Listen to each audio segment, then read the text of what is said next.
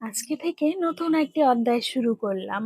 তো কি করলাম সেটা থাকছে আপনাদের সাথে। আসসালামু আলাইকুম। আমি খাদিজা আক্তার শাওন বলছি ঢাকা থেকে। আশা করি যে যেখানে আছেন আলহামদুলিল্লাহ সবাই ভালো আছেন এবং সুস্থ আছেন। আলহামদুলিল্লাহ আপনাদের সবার দয়ায় আমরাও ভালো আছি এবং সুস্থ আছি। আর আজকে সকাল সকালই ঘুম থেকে উঠে সমস্ত কাজ করে নিয়েছি। এখন একটু বাহিরে যাব, আর বাহিরে যাওয়ার আগে পাবদা মাছ রান্না করব সেটা বের করেছি, ভাতের চালগুলো গুছিয়ে রাখলাম।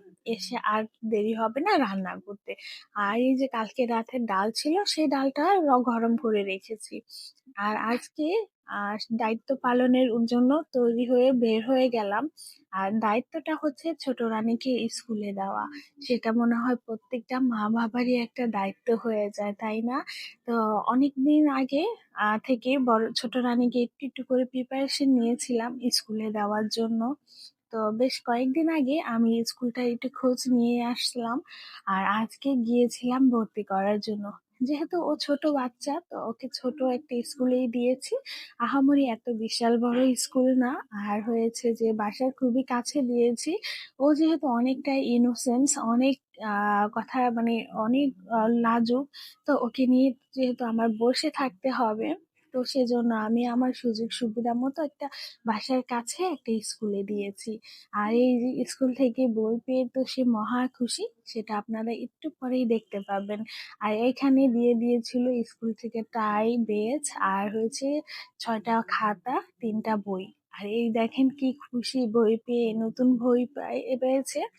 মানে আমি জিজ্ঞেস করেছি তুমি কি অনেক খুশি? সে বলেছে হ্যাঁ আমি আজকে অনেক খুশি। তো যাই হোক, সকালে তো ঘুম থেকে উঠে অনেকটাই গ্যাস দেখেছিলাম, কিন্তু রান্না করার সময় একদমই গ্যাস ছিল না। তো কি আর করব, যেটুকু গ্যাস আছে সেটা দিয়েই রান্না করব। যেহেতু রান্না এত প্রেশার নাই সেজন্য। আর পাবদা মাছটা ভুনা করলে আমার বাসায় সবাই অনায়াসে খেয়ে ফেলে। আর যেহেতু এটা শুধুমাত্র দুপুরের আয়োজন, তো ভাবলাম বেশি একটা আয়োজন করব না, ভাতটা আমি রাইস কুকারে বসিয়ে দিয়েছি। আর এভাবে পাবদা মাছটা ভুনা করলে আমার বাসায় আর কোনো কথাই হবে না। তো যাই হোক, পাবদা মাছটা কার কার বাসায় পছন্দ আমাকে একটু বলবেন।